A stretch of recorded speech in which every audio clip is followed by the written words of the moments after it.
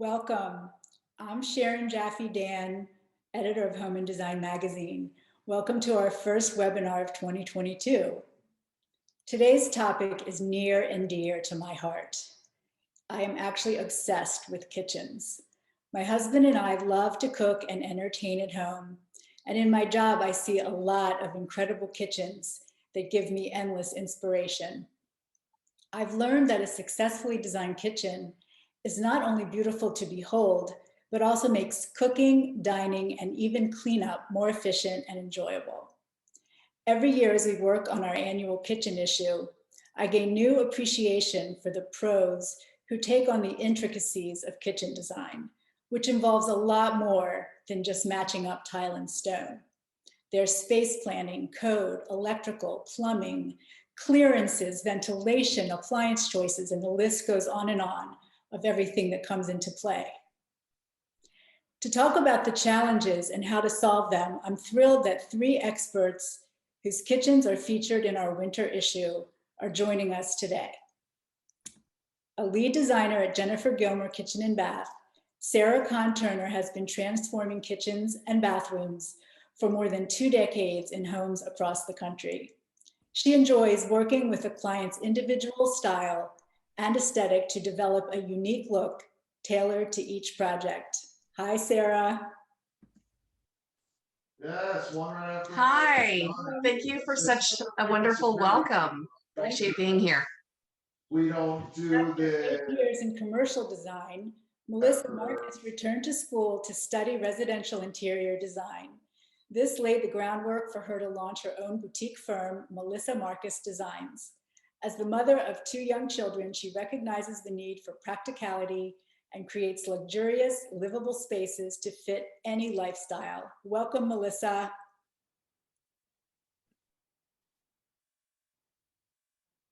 Hi. And Tanya Smith Shiflett has always been passionate about kitchen design. Even during her former career in pharmaceutical sales, she designed kitchens part-time for her husband's construction company. In 2017, she took the leap and opened her own kitchen design and cabinetry studio, Unique Kitchens and Baths. Tanya has recently collaborated with local designers, including Lauren Leese and Zoe Feldman, on special cabinet lines. Hello, Tanya.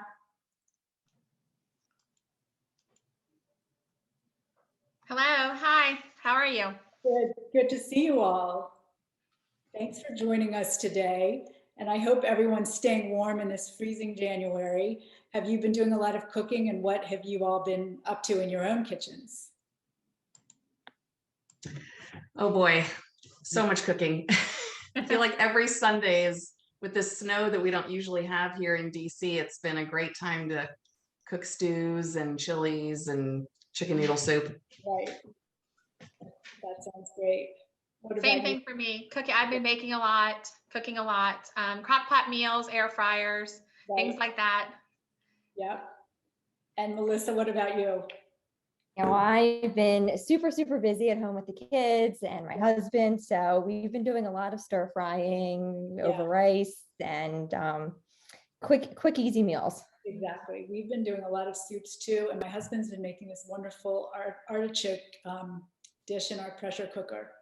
But I would love to start a food podcast today, but that's not what's on our agenda. So I'll stick to my program. We are going to go ahead and share our screen and talk about the kitchens in our new issue.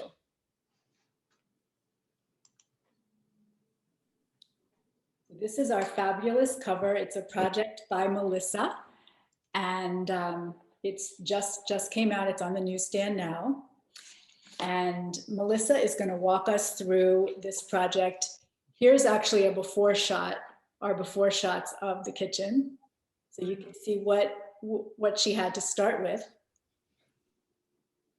And here's a finished example of the beautiful kitchen. This was photographed by Kiana Bowen, and it's a Baltimore kitchen. So Melissa, give us a quick tour. Yeah, so you walk in, like past the pantry, you walk in from the mudroom. And the clients, I mean, they had lived there for 7 years before they embarked on this kitchen reno. And the biggest, when I met with them, their biggest complaint was that they used to, the cooktop used to be on the island, and everyone would come in through the mudroom and congregate right by that cooktop. Mhm. So they wanted all of the major appliances out of the entryway into the house. Mhm. So we moved the refrigerator over, yeah, right there. So you walk in, you see that refrigerator, which happened, I mean, talk about working out perfectly. We had the perfect dimensions in order to get the refrigerator over there. And then wanted to incorporate the cabinetry into the little breakfast nook. And then worked on flow. There used to be 2 small entrances into the family room. So we closed one of the entrances, so the little breakfast nook felt a little more intimate and private. And then there's now a larger entrance into the family room. So it just totally changed the flow. So now everyone is kind of pushed towards the islands, towards the breakfast room, and towards the family room. The husband is a big cook, and he now has his workspace. And it is a great place for entertaining. Mhm. Oh, it looks great. And then this is the connection to the dining room. Yes, and that was, I mean, this used to be a small pantry, like it might have been 20 inches wide in the kitchen. And I'm Mhm. like, who needs a little 20-inch wide pantry? I was like, a wet bar is a much better use for the space. So we blew out that pantry, and then it opened right into the dining room. Right. And then here's a nice example of what's in the cabinetry. So is this kind of like a little breakfast bar? Yeah, that is, yeah, a little appliance. When I met with them, I mean, they wanted to keep as much off of the counters as possible. So this, I mean, it looks really pretty for the photograph, but normally there's like a giant toaster there on the bottom shelf. And then above it, they keep a bread basket. Right. So maybe you could tell us, with so many options available on the market today in terms of all kinds of surfaces and tile, cabinets and hardware, how did you kind of initiate and streamline the selection process to arrive at this fabulous look that your clients wanted? So, I mean, we start off by talking the overall design aesthetic of the space. I mean, these clients have a particularly modern design aesthetic. So, right off the bat, we went with frameless cabinetry as opposed to doing an inset cabinet or a full overlay cabinet. And we knew that we wanted to incorporate some type of dark cabinetry. And then we got into wood species and try to mix the wood grain with, that's actually a black stained walnut, not a painted walnut. And these particular clients have young kids in their home, and so I wanted to do something that was going to take some good, that was going to look good with some good wear and tear. And I think using a stain versus a paint was the way to go, a good quality stain. Right. Sarah, what about you? What's your rule of thumb to help clients kind of hone in on and edit their material selections? Sorry, were you asking me? Yeah. Oh, I'm sorry. I thought you were talking to Ty. I think one of the things that is so brilliant with current kitchen design is that we can really incorporate a lot of different finishes. And I think that's what Melissa has done so well here with the use of, different tones in the wood and different tones in the metals, and the staging, I think, helps so much too. Go with worst case, Eric. Hold on, I'm sorry. 1 second.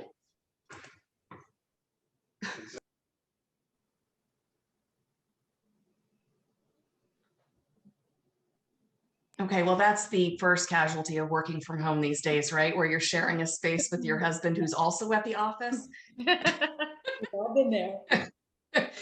So, yeah, I think, color and editing and using these mixed finishes, I think that's what's so fun today in kitchen design. It used to be that we were really focused on, keeping it sort of all monochromatic and simple. I mean, if we remember those Tuscan kitchens back in the 90s, where it was just, you'd step into this womb basically of all one color.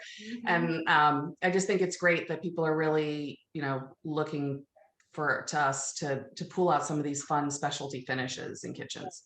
Right. And Tanya, what's your take on that? How do you help clients kind of Pick out their finishes. pick out their finishes? I like to pick out finishes that are timeless. Now that the woods are coming back is absolutely fantastic because they're everlasting. I do not, as a kitchen designer, which is awful, I don't like white kitchens. They're not fun. And no matter what I do, I feel like I can't make them pretty. Melissa, this kitchen, you outdid yourself. That fridge in the corner is totally not a me because I'm afraid of corners, but it looks so good. Well, I will say this one, they had just, in an ideal world, I would have pushed everything out to like even with the windows, but they had just done a deck. So that was not going to happen. So, yeah, there were many hours were spent trying to figure out how to put cabinetry around this corner. It turned out great. And I love the finishes. It's timeless. In 10 years, that kitchen will be absolutely Oh stunning. yeah. I mean, yeah. And not to be afraid of color, of bold colors. I mean, the same thing. So many people, oh, we want light and bright. We want to do all white. And I'm like, if you don't have good lighting, a white kitchen's just going to look dingy. And these, in this only, I was dealing with 8-foot ceilings. Yeah, 8-foot ceilings here.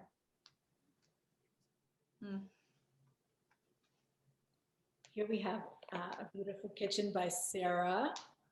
And this was done in collaboration with architect Christian Zapatka and photographed by John Cole.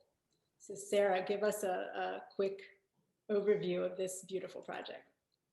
So this was a fun one because this was actually a past project for Christian before. He had worked with the previous owner, who's a preeminent interior designer in DC, and had, so he had sort of an intimate knowledge of the house and, really wanted to keep with the keeping of the rest of the house, which was this very Scandinavian, light and bright and airy feel. And the new clients really trusted Christian to, help them pull those finishes out that are in the rest of the house. So we knew we were going to do, light floors. The kitchen in its existing spot was against this back wall where you see the hood, and it was just this little galley kitchen, one little 30-inch door, and you walked in and it was just such an afterthought.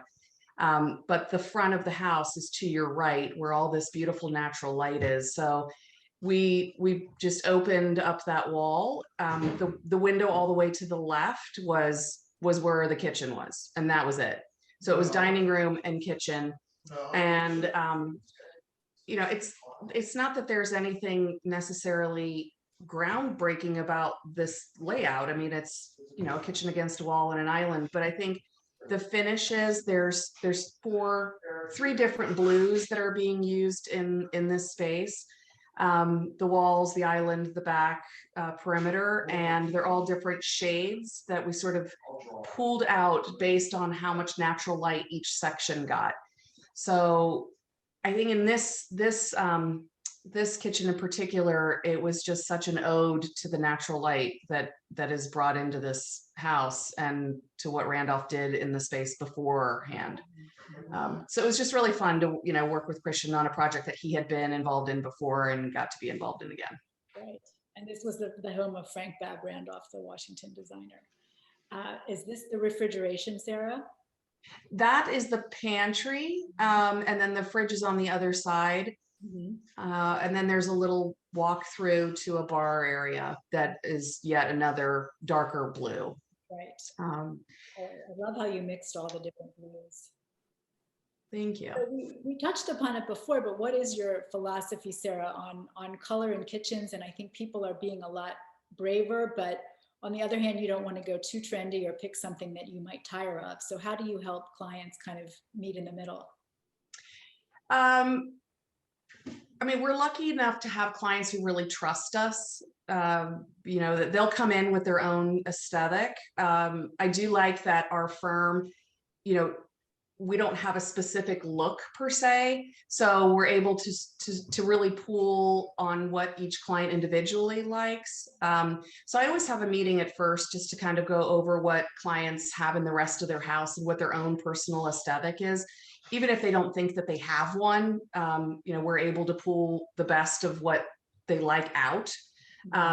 So, you know, I like to encourage layering with different textures and colors and woods. And so I just love this new, I don't know if we should really call it a trend, but this use of color, because, you know, 10 years ago, it was all gray kitchens, all white kitchens.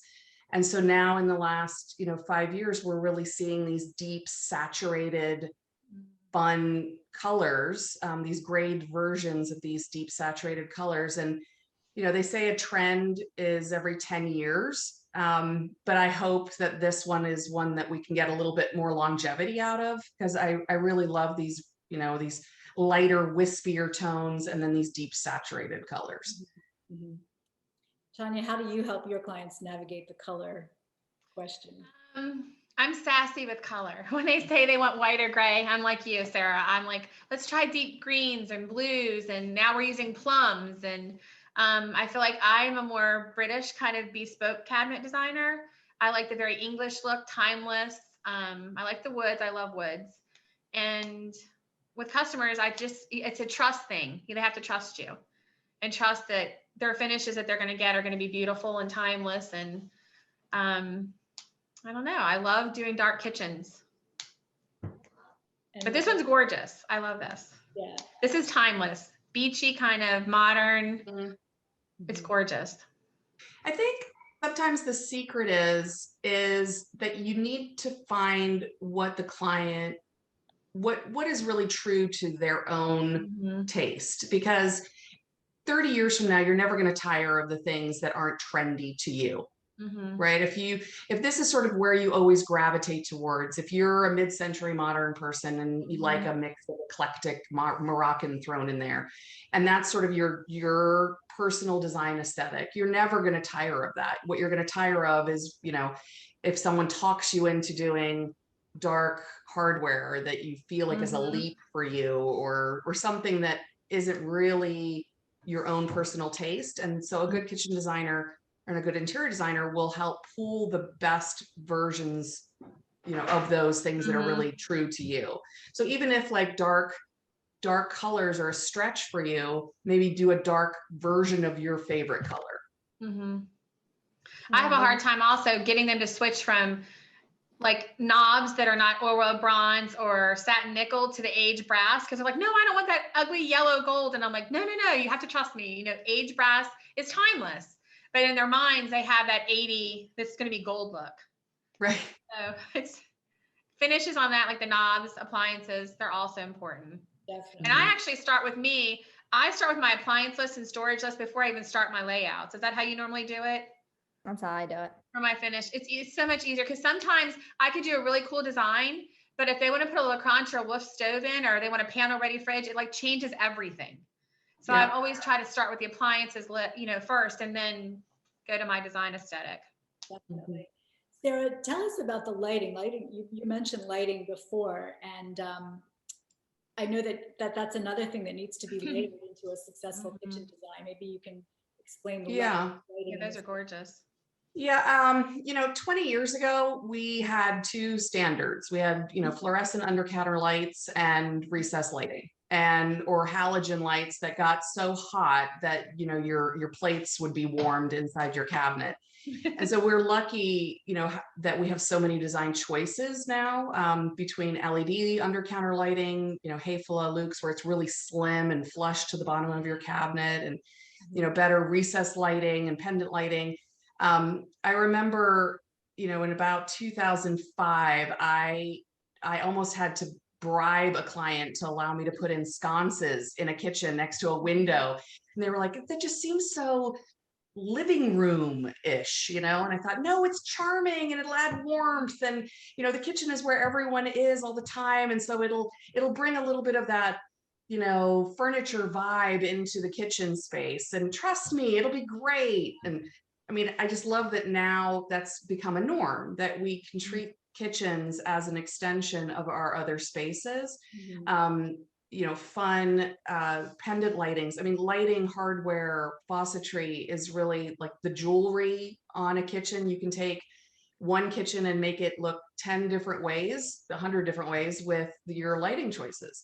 And in this case here, Christian, because we have such great natural lighting, we really wanted to sort of downplay some of the recessed lights and keep those to a minimum just around the task areas, and then have, pendant lighting and lighting above the tables, surfaces on the island, be the area where we could put on dimmers and, create more warmth as the day, switch to night. But I think lighting is just critical to a kitchen space. Definitely. Melissa, do you have anything to add to that about the importance of lighting in kitchens? I will, yeah, I mean, exactly. I mean, I think also so many people are so focused on, oh, I need a recess every 3 to 4 feet. And it's like most of the time I was like, look at how often do you turn on the lights during the day? And it's most people just need lighting for the nighttime. And still then, unless you're really entertaining, you're not necessarily turning on every light, unless you're just like, you're in the space for dinner, then you turn it off and go to the next room. So really focusing on how you live every day, and then focusing on the natural light in the space and how your cabinetry really shines throughout the day. Very good advice. I do think sometimes recessed lighting, you're right. And especially now that there's so many different, Kelvins and, 3,000, 4,000, it can get a little clinical and look like you're performing surgery. And I don't think most people really use the lighting that way anyway. So you don't need as many lights if they're laid out well. Because you're right. I mean, you end up putting it on as a dimmer or using under counter lighting.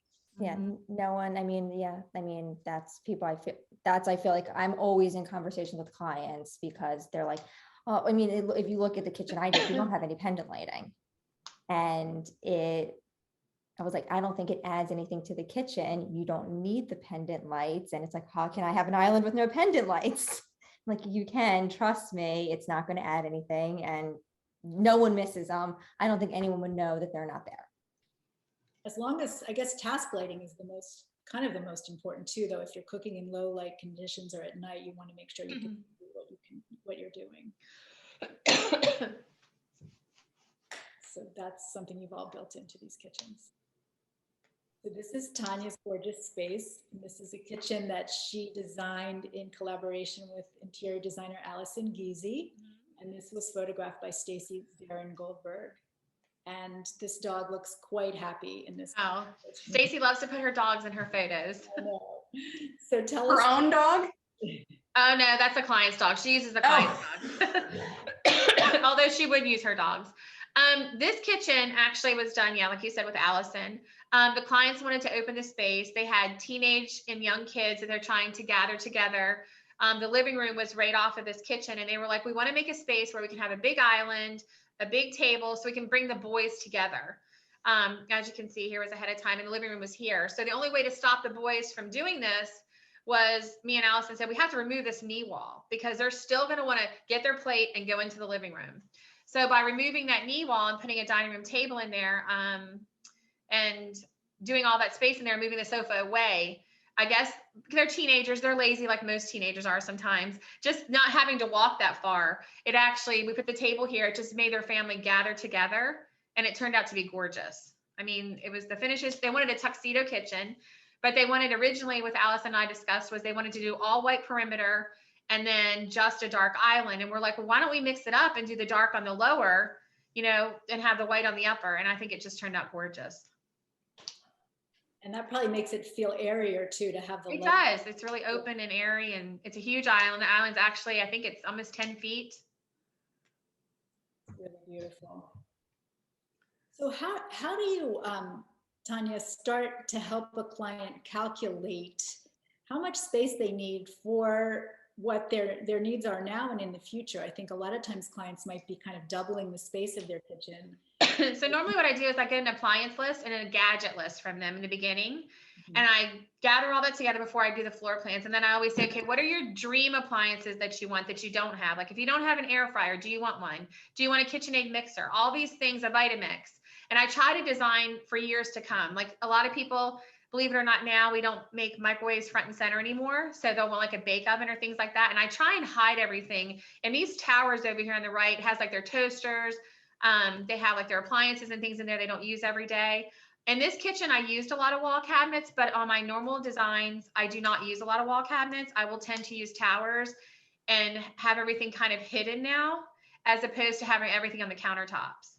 But with them, it was like Sarah said, they're going to pull their coffee maker out and their toaster. It's going to be out for real life every day. So they liked a lot of countertops and a lot of cabinets. So you kind of plan for the future. What about things like china and serving pieces, and you're taking stock of those as well? I do. I actually, we do everything full custom. So we actually build a lot of china cabinets now, believe it or not. We're doing a lot of separate units in kitchens in different finishes, but we do a lot of china cabinets. Mm-hmm. And Sarah, what about you? How do you kind of help clients map it all out and make sure they're having enough storage and also the right storage?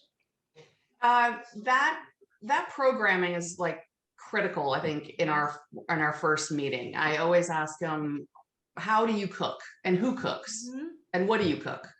Are there two of you in the kitchen? Is one on cooking? Is one on cleanup? Are you a baker? Are you a griller? I do a lot of baking, so I have a lot of casserole dishes. I have 3 boys. They used to play a lot of sports, so it was always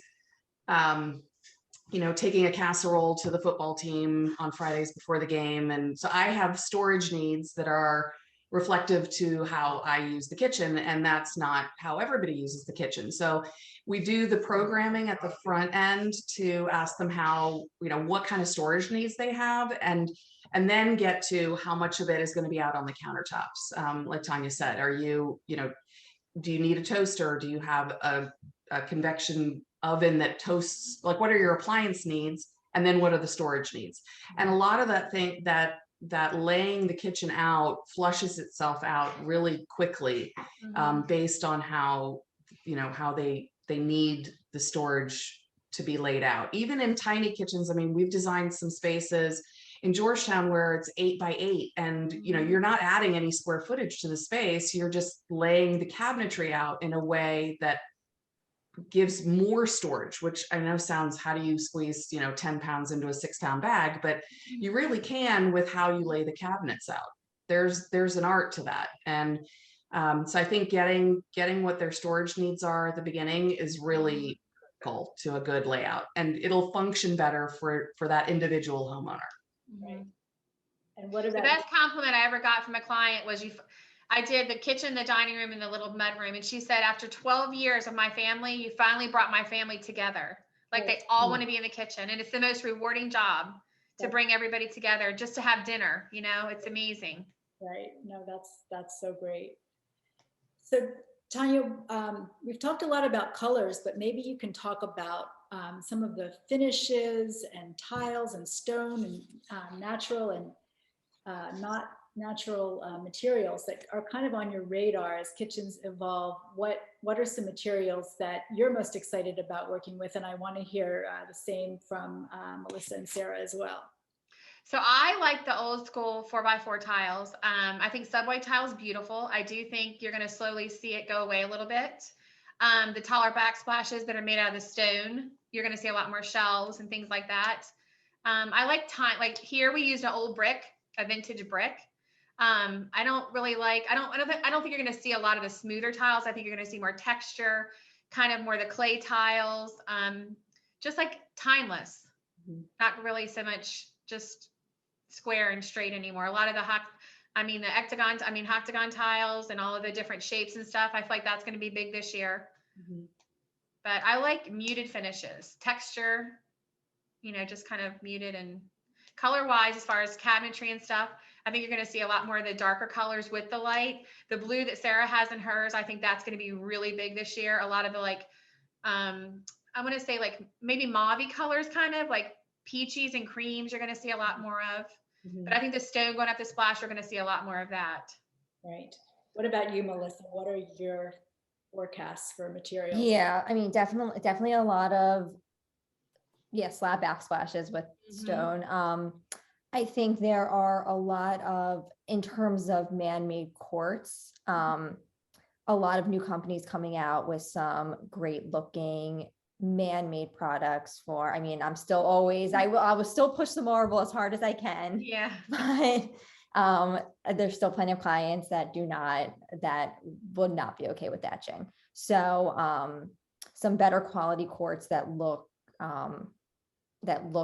less man-made. And still, I mean, a lot of porcelain that's coming out. Definitely trending with the darker colors, the moodier colors. I don't think we're going to be seeing as many white kitchens. And also in terms of like wood tones, I mean, I've been doing so much white oak. And while I think it is going to remain for maybe the next few years, I think it's definitely going to go back to the warmer woods, which is giving me a slight bit of anxiety for all these new builds that are taking years to make, where we've already selected all of our white oak finishes. What about metallics? Oh, so I mean, even doing some painted metallics, which are really cool. And I haven't really incorporated it so much into cabinetry yet, but in terms of furnishings. Yeah. We're doing a ton of painted metal finishes. I think it's interesting. We do a fair amount of paint, but we've got some cabinet lines that, sky's the limit on if you can doodle it on a cocktail napkin, they can build it. And we're doing a lot of metal work, like lighter suspended shelving from ceilings that are really thin and look like they just sort of disappear into the ceiling. And a project that just photographed that the island is framed in metal. So it's sort of encased in metal. We're just doing custom metal work that's sort of interesting. We were, doing a lot of that Belgium fumed oiled finishes on rift cut white oak, but I agree with Melissa. I'm sort of pulling away from that a little bit. I just feel like it's a little time to try something a little different. And I'm, love the vertical grain or the horizontal grain, depending on how you're laying the veneers of that. But we're doing that with walnuts too now, and some of the darker, tones, and some of the woods with really pretty cathedraling, and even painting. I mean, I've done a couple kitchens recently where it's oak, and we've painted the oak so that you can see the wood grain coming through. So you're getting the texture, but it's not overwhelming, right? And you used to be like, oh God, oak. But I mean, it's got some beautiful grain patterns if you sort of modernize it. So I think, natural tones in metals, and a cabinet line that we have will paint, like, I don't want to say metallic, like it looks like your car, but it's sort of waxed. And has like a patina to it almost, and looks like it's hot rolled steel, but it's in paint. So there's just some really fun finishes out there. And, if clients will just let you embrace it. Do you do a lot of reeded cabinetry? Yeah. I'm doing a whole kitchen now that's I'm blessed because my husband builds a cabinet. So if I draw him a picture, he can build anything. So we're blessed on that end. But we're doing a lot of handy. Oh, it's very, very nice. He builds all of our cabinets, and it's fantastic. We're doing a reeded island in one of our projects now, a fully reeded so island, pretty. which I'm so excited for. It's gorgeous. Design a reeded cabinet for our viewers. So imagine like there's a pencil width where it has a concave or a convex, depending on what direction you're doing it. Reading in is concave. like a pencil width or sometimes wider. So it looks like you've got these ribs essentially in the center panel. It can look very West Indies. It's got a beautiful texture to it, but typically, a thinner reed or a thinner circumference to it. Well, all of these finishes and materials and kitchens sound gorgeous. I can't wait to see them. And for us at the magazine, we had a party when we realized that we weren't only seeing white kitchens. We were seeing one after the other, and it's hard to make them look different in a magazine. So we applaud all of this. So I think we'll open it up soon to questions from our viewers. I'll stop our sharing the screen for now and see if we have any questions in the chat.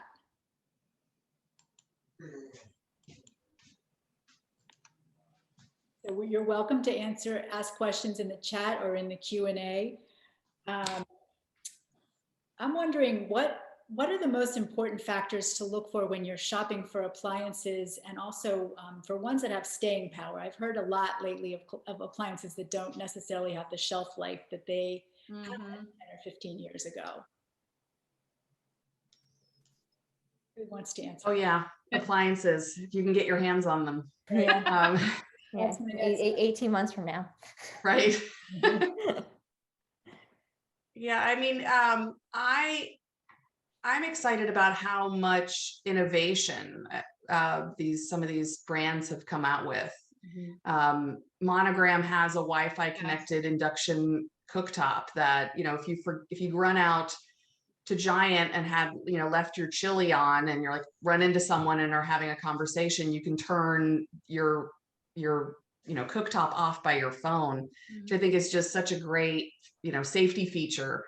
Fridges that do specialty ice cubes for cocktail ice, they're just coming out with so many fun and interesting new features, microwave drawers that are also air fryers, and which up until about a year ago, I didn't realize I couldn't live without. But now I could not live without it.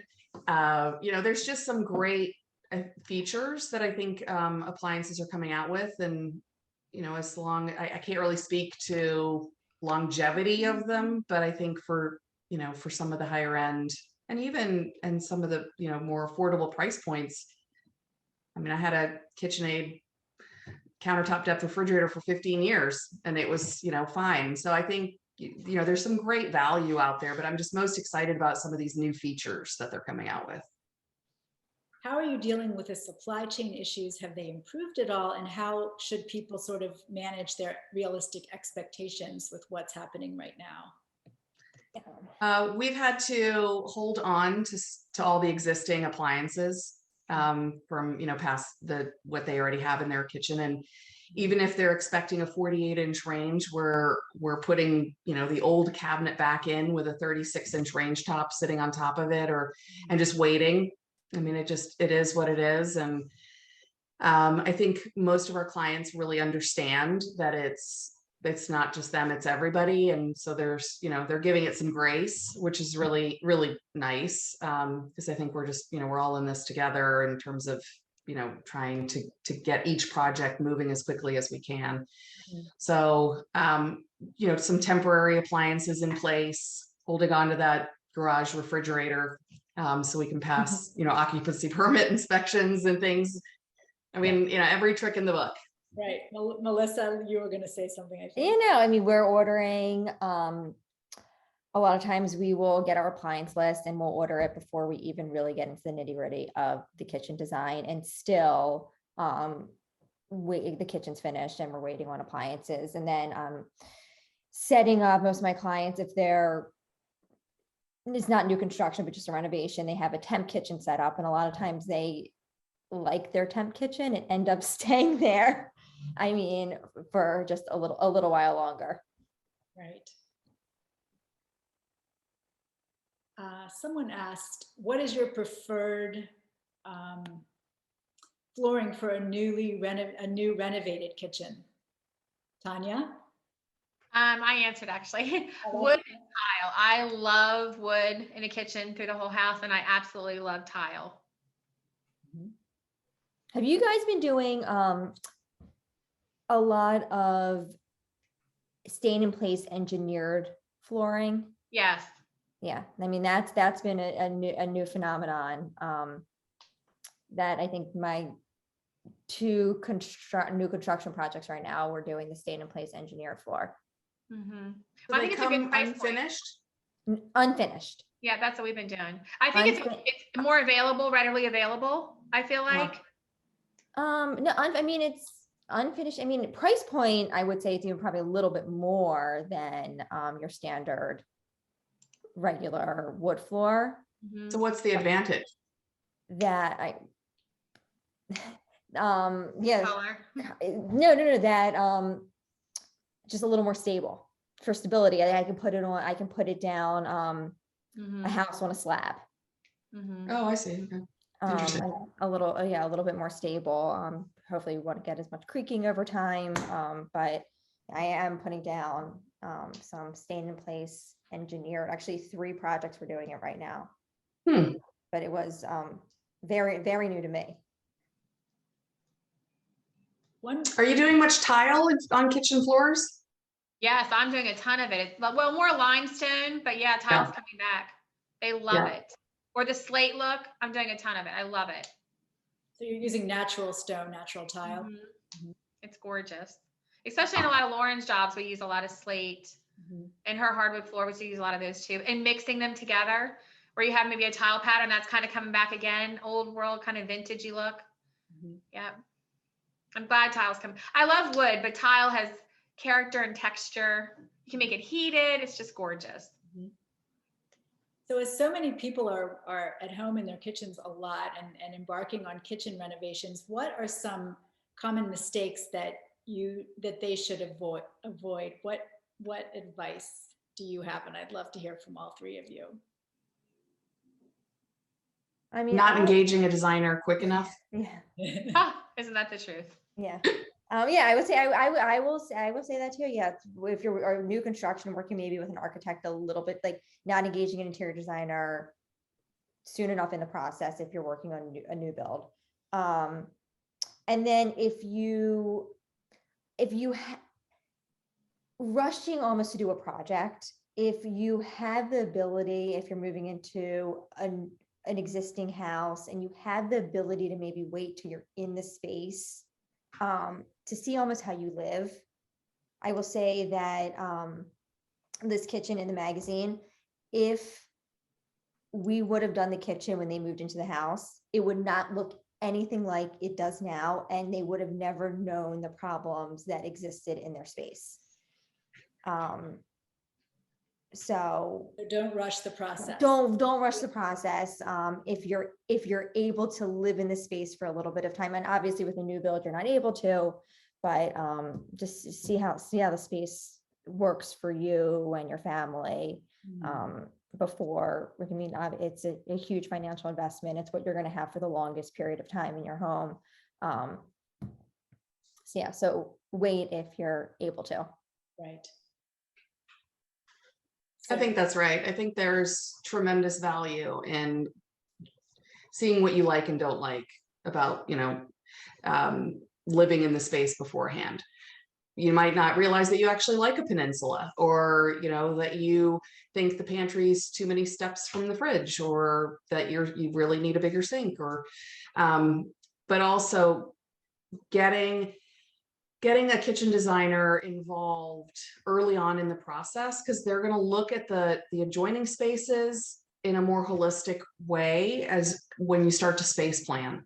Where can you maybe pull some inches for additional storage that might have gone to a cook closet because nobody thought that the pantry needed to be any bigger than 30 inches wide, for a family of 5 or, whatever. So I think getting a professional involved early on is sometimes the biggest, waiting until they're too far down the road with permits and all the rest of it where you can't really make any changes. Right. Well, that leads me to my next question. So Sarah and Tanya are kitchen designers and Melissa's an interior designer. And we see beautiful kitchens designed by both interior designers, kitchen designers, and very often both.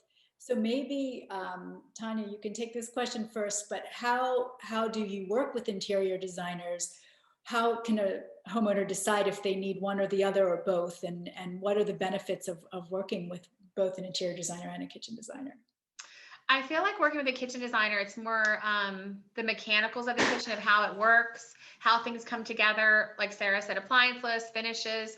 I think having an interior designer, I only work with interior designers. I do work with homeowners, but as far as most of my jobs are with interior designers, including my collaborations and collections, is that they truly have an eye, if they're doing the entire client's home, to bring the kitchen and let it involve with everything else in the home. When someone's coming to us, like Sarah, when they're just doing a kitchen, we're just thinking about the kitchen. But when you bring in Melissa and they're doing the whole house, it is such a gift to be able to work with a designer that can make everything flow together. And I feel like I rather do it like that than do it on my own. I think I'm good on my own, but I just feel like it's very difficult if you do your kitchen first and then you hire Melissa to do the living room and the kitchen's yellow, but Melissa wants to do wallpaper in different colors. So I always encourage a client and ask them, my first question is, are you going to do any other rooms in your home? And if you are, do you have an interior designer? I always try to bring in an interior designer to do the whole home together. I think it just makes for a beautiful finish. What's your take on that, Melissa? Yeah, I couldn't agree more. Even when it comes down to like, and the homeowners necessarily don't think about this, but even like if you're picking out a white cabinet and then you're going to paint your living room that's attached to your kitchen, like the whites have to match. I mean, so it's stuff that necessarily people don't think about ahead of time, but it matters. All your furnishings should, especially to get the most cohesive look, all your furnishings should really work with your kitchen. Sarah, what's your take? I agree with that. 85%. I mean, some of my favorite projects are the ones where we collaborate with other design professionals, interior designers and architects, because it's the most fun. I think, you get other people's perspectives and the best ideas come out of those meetings where people are sort of throwing ideas around and coming up with, interesting solutions that you might not have thought of. But I wouldn't sell kitchen designers short on pulling the finishes together in a way that ties into some of other clients' existing spaces. I think where we differ is we're looking more at the technical aspect of how kitchens come together, and also that it should look beautiful, but that like we're looking at it from a functional standpoint as well, and that it might be a little bit more critically. So I think it's always fun to have a team, together, working together, but I think you can also achieve a great looking kitchen, by engaging a good kitchen designer. I have to say that because I won't say I've never done all the kitchens I've done. There's always a kitchen designer that is involved. That's great. I can work on the preliminary layouts, but then someone's always there too for all the technical, Right, and the technical side of things. It is very, very technical. Yes. We've all had those moments, right, where we're like, brushing our teeth and think, did I put a finished end on that? Oh. That was, like all the little, do I remember that there's supposed to be a side panel with the spice insert? And, there's just so many details that go into it. So like this, oh my goodness, did I order a step filler for that filler? There's a ton that go into it, and I commend you both. Countless details. Well, if we don't have further questions, I want to thank the three of you so much for your time and insights and wisdom and sharing your beautiful work with us today. I think everyone hopefully learned a lot, and I really appreciate it. So thank you, and I hope to see you all in person very soon. thank you, Sharon. It was a pleasure. So, take good care.